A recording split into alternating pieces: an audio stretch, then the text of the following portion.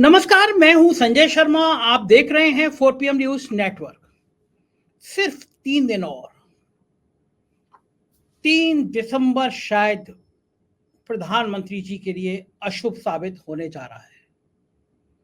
Bharatiya Janata party ने जो सोचा नहीं वो 3 दिसंबर को घटने जा रहा है, ऐसी तस्वीर नजर आने लगी है। क्या होगा 3 दिसंबर को और 3 दिसंबर के बाद क्या होगा? साहेब का दरबार, साहेब की हुकूमत क्या अगले 4-5 महीने इतना आराम से काम कर पाएगी? क्या ईडी, क्या सीबीआई, क्या इनकम टैक्स साहब के एक इशारे पर पालतू तोते की तरह बाग लगाना शुरू कर देगा, कहना शुरू कर देगा टाउन टाउन टाउन। साहेब को डर यही सता रहा है कि अगर ये 5 राज्यों के नतीजे बहुत खिलाफ गए तो ये अफसर अब मुर्गे की तरह बांग नहीं लगाएंगे, ये तोते की तरह टाउ टाउ नहीं करेंगे। एक लाइन दिख रही है कि 3 दिसंबर के बाद देश किस बदलाव की तरफ जाता हुआ नजर आ रहा है। जो रुझान सामने आ रहे हैं, जो तस्वीर सामने आ रही है, उसमें भारतीय जनता पार्टी का सुपड़ा साफ होता दिख रहा है। इतने खराब नतीजों की उम्मीद शायद बीजेपी ने की नहीं थी। मैं कह रहा हूं कि खराब नतीजों की उम्मीद पे दुनिया कायम है। हो सकता है 3 दिसंबर को नतीजे भारतीय जनता पार्टी के पक्ष में आ जाएं, जैसा मध्य प्रदेश में प्रयोग कर रहे हैं। प्रयोग पकड़ा गया, पोस्टल बैलेट पकड़े गए। हो सकता है ऐसे प्रयोग कई जगह किए गए हों, वो प्रयोग नतीजे में कन्वर्ट हो जाएं और फिर कहें कि देखो हमारी तो हुकूमत बन गई। लेकिन संभावना कम है, क्योंकि जैसे मध्य प्रदेश में कांग्रेस के नेता सजग थे, देख रहे थे, एक एक चीजों का परिणाम जानते थे, लिहाजा पत्ते पिट गए। साहेब की चालें, चुनाव आयोग के निर्देश, जो ताक पर रखकर काम हो रहा था वो काम खुल गया। बड़ा सवाल ये है कि क्या 3 दिसंबर को जो होने जा रहा है 5 महीने बाद वो फिर होगा? आज बंबई से एक आर्थिक सलाहकार कंपनी की एक एमडी हैं, वो उत्तर प्रदेश में आई हुई थी। 2 दिन पहले उन्होंने मुझे फोन किया। कई राज्यों का दौरा कर रही हैं। आज वो हरदोई से बाराबंकी के कई जिलों का दौरा करती हुई मुझसे वो कुछ राजनीतिक बात करना चाहती थी। दुनिया भर के इन्वेस्टर हैं, वो जानना चाहते हैं कि क्या होगा 2024 में। मैंने उनसे कहा कि आप तो बिल्कुल न्यूट्रल होके गई हैं, आप बताइए क्या है। बोले संजय जी, ये बड़ी खतरनाक स्थिति है कि गांव में लोग नाराज बहुत नजर आ रहे हैं। मैंने कहा क्या होगा, क्यों नाराज नजर आ रहे हैं? कह रही हैं कि आर्थिक असामान्यता, उनकी बेरोजगारी, उनकी परेशानी गांव में दिख रही है। मैं कहा तो राम मंदिर बन रहा है। बोली यही मुझे लगता था कि इतना बड़ा राम मंदिर बन रहा है, इसका शोर गांव गांव होगा, वो दिखाई नहीं दे रहा है। जब उत्तर प्रदेश जैसे राज्य में जहां धार्मिक ध्रुवीकरण सबसे चरम पर किया गया है, वहां पर भी अगर गांव में राम मंदिर की गूंज नहीं दिख रही है तो फिर बंगाल, बिहार, महाराष्ट्र, कर्नाटक, इन राज्यों में क्या होगा?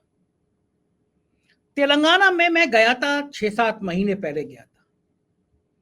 मैंने केसीआर के कामों को बहुत करीब से देखा था। मैं उन कामों का बड़ा कायल था जो प्लानिंग की गई थी, पानी की, हर गांव में स्टेडियम की। मुझे लग रहा था कि अच्छा है, ये इस तरह की सरकार चलनी चाहिए।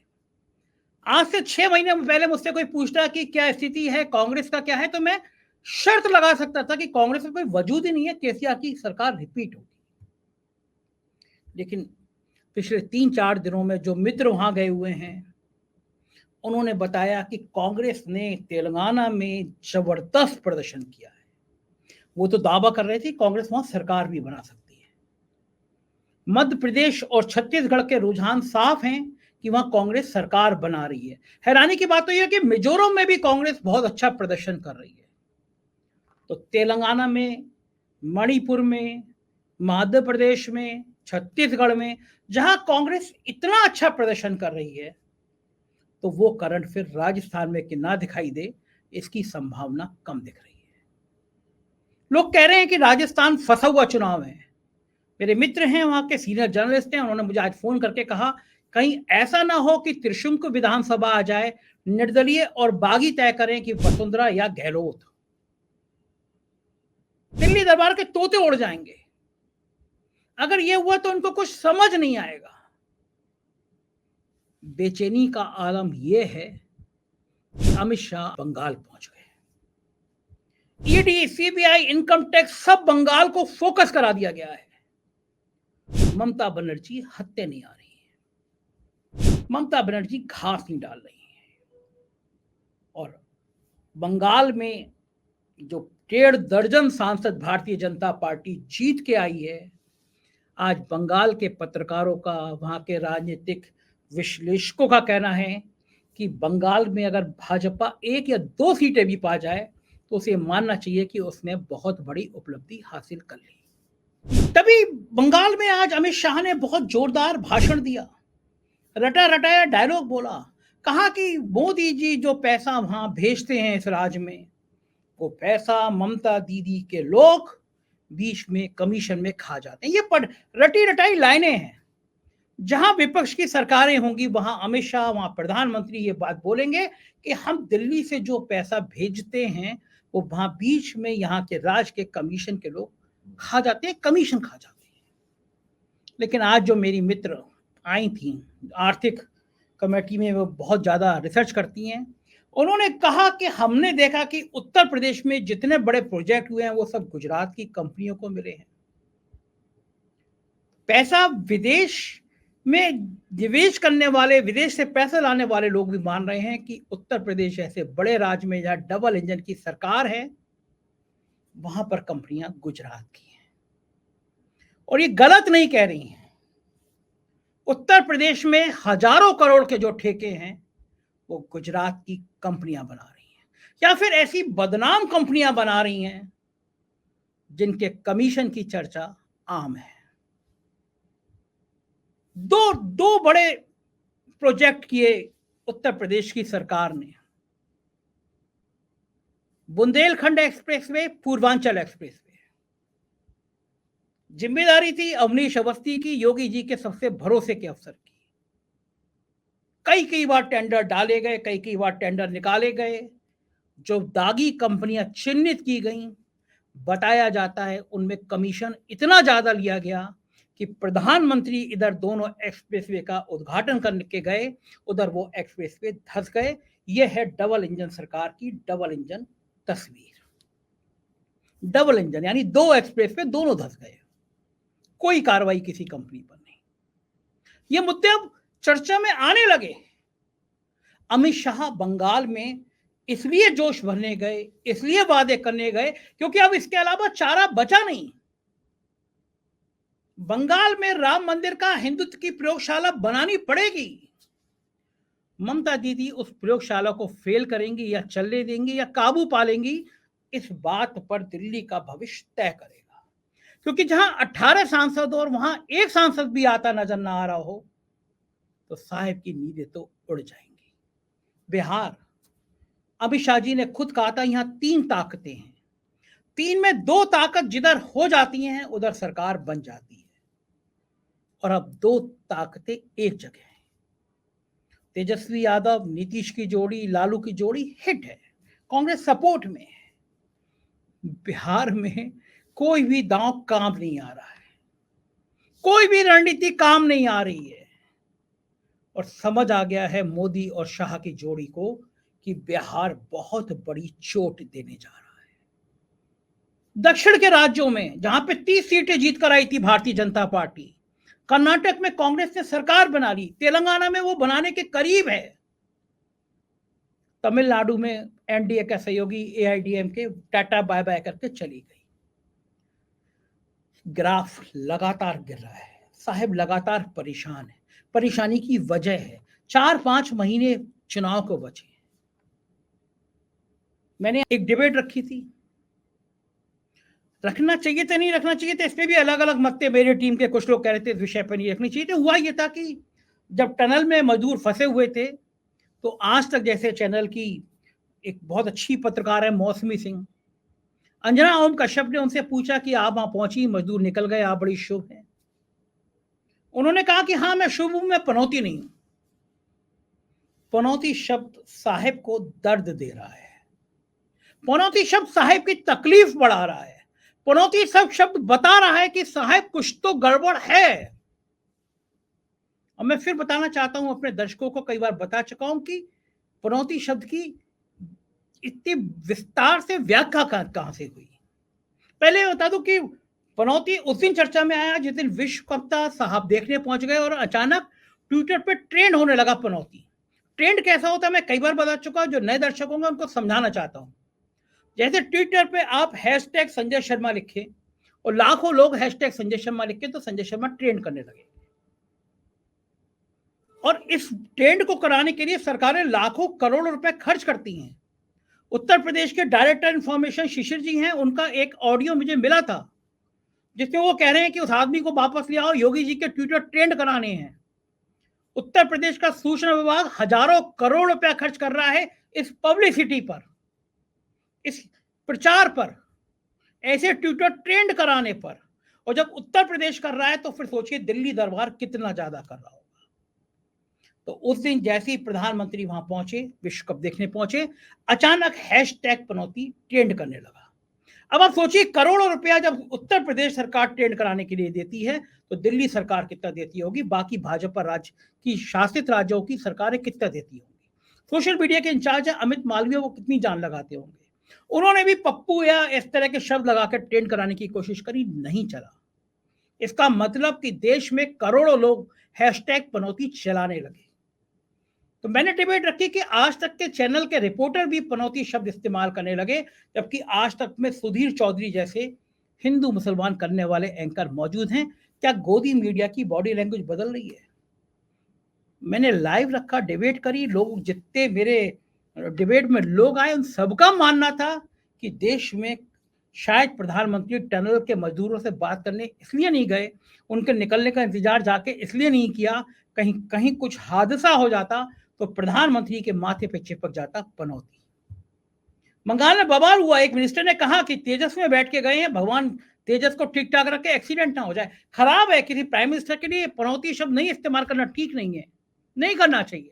लेकिन क्या प्रधानमंत्री को भी उन शब्दों का इस्तेमाल करना चाहिए जो उन्होंने किया? मूर्खों का सरदार और तमाम, सोनिया गांधी के लिए, मनमोहन सिंह के लिए पलट के आती हैं चीजें, प्रधानमंत्री जी के लिए पलट के आ रही हैं चीजें। 3 दिसंबर को पलट के आ रही हैं चीजें। कर्नाटक, बंगाल, बिहार, महाराष्ट्र में जितेंद्र दीक्षित हैं 4PM महाराष्ट्र के स्थानीय संपादक, उन्होंने मुझे बताया कि ये जो प्रयोग किए गए थे शिवसेना को तोड़ने का, उद्धव ठाकरे को तोड़ने का, वो प्रयोग दरअसल बहुत भारी पड़ गए। महाराष्ट्र में जो गुस्सा है, महाराष्ट्र में जो नाराजगी है, लोग कह रहे हैं कि महाराष्ट्र में इस तरह के प्रयोग, जिन आदमी के लिए आप चक्की पीसिंग कहते थे, जिसके लिए प्रधानमंत्री सीना ठोक के कहते थे 70,000 80,000 करोड़ की बेईमानी, किसी भ्रष्टाचारी को छोड़ूंगा नहीं।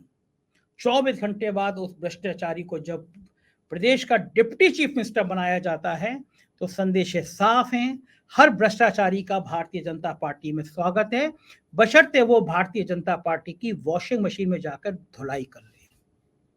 ये संदेश दिए जाते हैं, ये मैसेज दिए जाते हैं। फिर इन मैसेज का अर्थ क्या है? इसका अर्थ अब नागरिकों को, जनता को समझ आने लगा है, चेतना का विकास हो रहा है। मैं राजस्थान, मध्य प्रदेश में घूमकर आया, मेरे लिए सबसे हैरानी की बात थी कि जो नौजवान पीढ़ी है, जो नौजवान हैं, जो युवा हैं, उनका भाजपा से बहुत बुरी तरह से मोह भंग हुआ है। कह रहे हैं कि अगर प्रधानमंत्री को लगता है कि पकौड़े तलना ही रोजगार है तो हमें भी पता है कि फिर कौन सी सरकार बनानी है और कौन सी सरकार की विदाई करनी है। फिर सरकार बचती कहां है? किसान नए रूप में सामने आ रहे हैं, चंडीगढ़ में एक बड़ा आंदोलन हुआ, दोबारा किसान आंदोलन की राह पर जा रहे हैं। 700-800 किसान पिछली बार किसान आंदोलन में शहीद हो गए थे। दर्द है किसानों का, किसानों के मन में दर्द है। उनको लग रहा है कि MSP के नाम पर उनसे कैसे धोखा किया गया, कैसे शोषण किया गया। इस देश का मध्यम वर्गीय परिवार परेशान है, उनको लग रहा है कि कैसे उनके पेट पर आरी चला दी गई है। महंगाई ने कमर तोड़ दी है, सिलेंडर के रेट ने बर्बाद कर दिया है। कौन खुश है? नोटबंदी का जिक्र भी नहीं करते प्रधानमंत्री जी, मणिपुर जाने की हिम्मत नहीं करते प्रधानमंत्री जी। हालत यह है कि 2014 में जिस व्यक्ति को लोग भगवान विष्णु का अवतार कहते थे कि एक व्यक्ति ऐसा है जो पूरे देश की तस्वीर बदल देगा, 2023 में एक राज्य का उसका सहयोगी मुख्यमंत्री कहता है कि आप हमारे यहां आइएगा मत, वरना हम चुनाव हार जाएंगे। यह है वक्त का तकाजा। जो मोदी कभी चुनाव जीतने की गारंटी हुआ करते थे, अब वो मोदी का चेहरा चुनाव हारने की गारंटी बनता है। एक राज्य में तो सोचना पड़ रहा है भारतीय जनता पार्टी को कि अब कौन सा दांव चला जाए। परेशान है भाजपा उत्तर प्रदेश में, क्योंकि योगी और मोदी की लड़ाई चर्चा है में इतनी ज्यादा आ गई है कि कार्यकर्ता कंफ्यूज है। उन्हें समझ नहीं आ रहा कि आखिर योगी को इतना परेशान क्यों कर रही है दिल्ली की टीम। उन्हें समझ नहीं आ रहा कि हिंदुत्व का ब्रांड बनते बनते योगी के संग क्या खेल हो जाएगा। कोई राज्य ऐसा नहीं है जहां से भारतीय जनता पार्टी के लिए सुकून की खबरें आ रही हों। कोई जगह ऐसी नहीं है जहां से भारतीय जनता पार्टी के लिए चैन की खबरें आ रही हों। तो क्या माना जाए कि 3 दिसंबर के नतीजे साहब के लिए एक खतरे की घंटी लेकर आ रहे हैं? और अगर ऐसा है तो फिर 3 दिसंबर के बाद साहब क्या करेंगे? वो मंत्री जिनसे कहा गया है कि हर हालत में जाइए, हर जिले जिले में जाइए, अपना प्रचार करिए, रैलियां करिए, पैसे की कमी नहीं है, पैसे का जितना पैसा चाहिए उतना पैसा दे देंगे। लेकिन क्या पैसे, प्रचार, हेलीकॉप्टर, हवाई जहाज, इनसे चुनाव जीते जाते हैं? लोकतंत्र में जब आपके खिलाफ हवा चला करती है, लोकतंत्र में जब आपका सच सामने आने लगता है, तो आपका पैसा भी खराब होने लगता है, बेकार होने लगता है, लोगों को भरोसा खत्म हो जाता है। कम से कम देश के साहिब के लिए अब तस्वीर ऐसी बन रही है। लोगों का भरोसा कम हो रहा है, लोगों का विश्वास डग रहा है, लोगों को लग रहा है कि उनके साथ धोखा हुआ, लोगों को लग रहा है कि उन पर यकीन नहीं किया जा सकता। एग्जिट पोल आएंगे, कुछ कुछ संकेत देंगे और 3 दिसंबर को फाइनल पता चल जाएगा कि इस देश का जनमानस क्या चाहता है। 3 दिसंबर को पता चल जाएगा कि 2024 की तस्वीर कैसे बनने वाली है और 3 दिसंबर को पता चल जाएगा कि साहब का भविष्य क्या है। जो भी होगा हम बताते रहेंगे। एग्जिट पोल का प्रसारण हम 5:30 बजे से करेंगे और 3 दिसंबर को सुबह 8 बजे से आप लाइव काउंटिंग और समीक्षा सुनते रहेंगे 4 PM पर। ये चैनल आपका अपना है, रिक्वेस्ट है, इसको ज्वाइन कीजिए, सब्सक्राइब करिए, अपना प्यार बनाए रखिए। हमारे राज्यों के चैनल हैं 4 PM यूपी, बिहार, गुजरात, महाराष्ट्र, कर्नाटक, मध्य प्रदेश, राजस्थान, उन्हें भी सब्सक्राइब करिएगा। शुक्रिया, थैंक यू।